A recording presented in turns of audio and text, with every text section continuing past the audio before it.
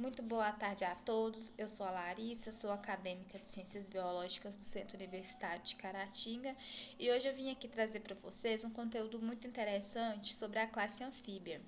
Os anfíbios, eles foram os primeiros animais vertebrados a habitar o meio terrestre. Eles são vertebrados tetrápodes de 4 pés e eles pertencem à classe anfíbia, que vem do grego anfíbios.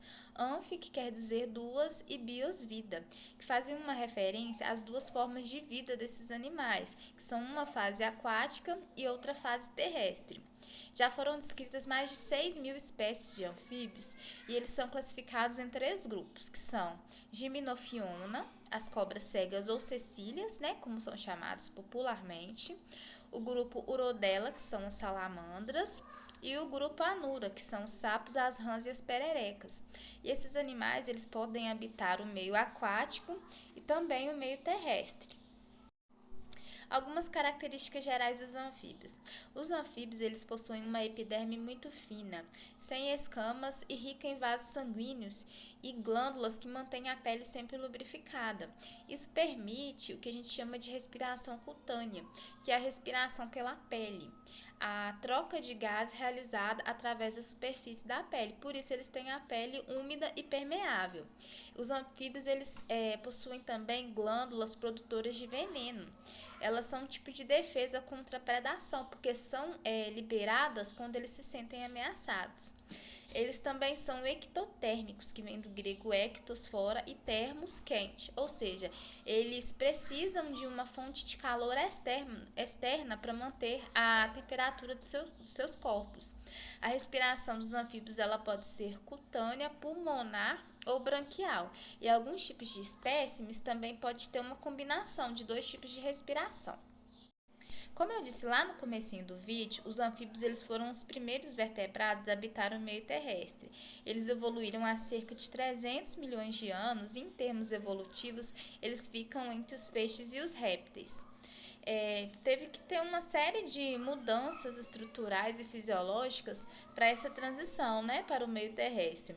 A gente pode citar o desenvolvimento pulmonar, né, que permitiu que eles respirassem o ar fora d'água, adaptações na epiderme para que ela pudesse ficar exposta ao ar fora d'água e também o desenvolvimento da coluna vertebral e musculatura, que permitiu a sustentação do corpo fora do meio aquático. Porém, essa conquista, né, essa transição para o meio terrestre, ela não foi definitiva. Por quê?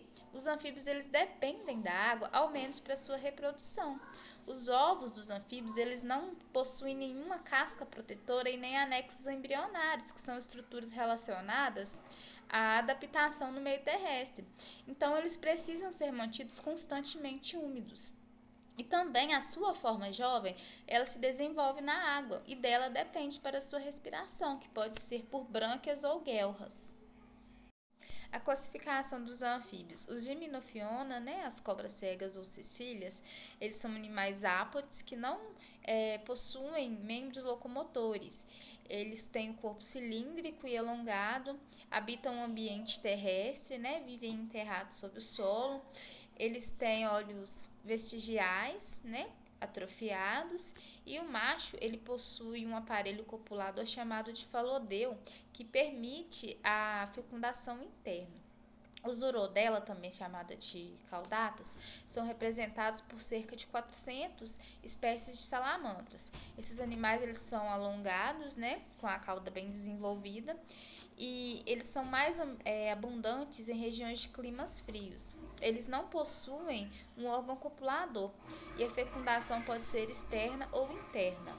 Na fecundação interna, a fêmea ela captura uma massa de espermatozoides que é liberada pelo macho e ela deposita no interior da cloaca.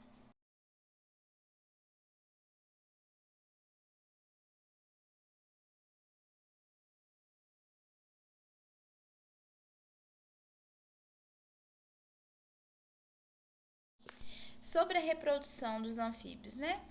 A reprodução ela varia de acordo com cada espécie. Vou falar um pouquinho sobre a reprodução dos anuros.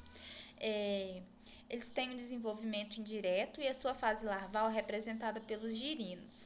Os girinos, eles vivem nos ambientes aquáticos, eles possuem uma cauda alongada e eles se alimentam de partículas orgânicas. São cerca de 46 fases desde o desenvolvimento do óvulo até a fase adulta.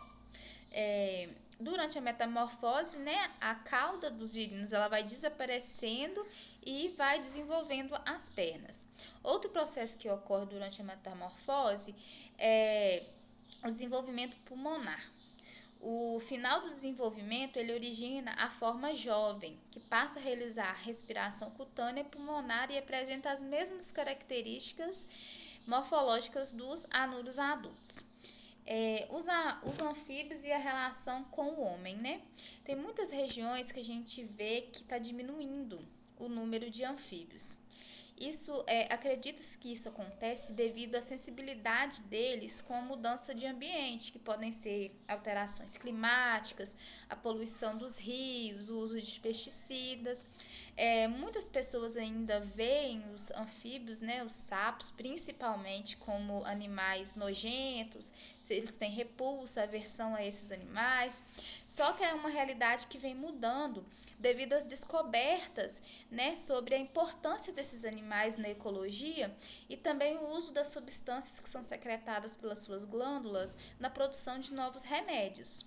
Então, né, eu dei um pouquinho, né, aprofundei um pouquinho nessa parte dos anfíbios, mas é um conteúdo que posso ficar dias e dias falando.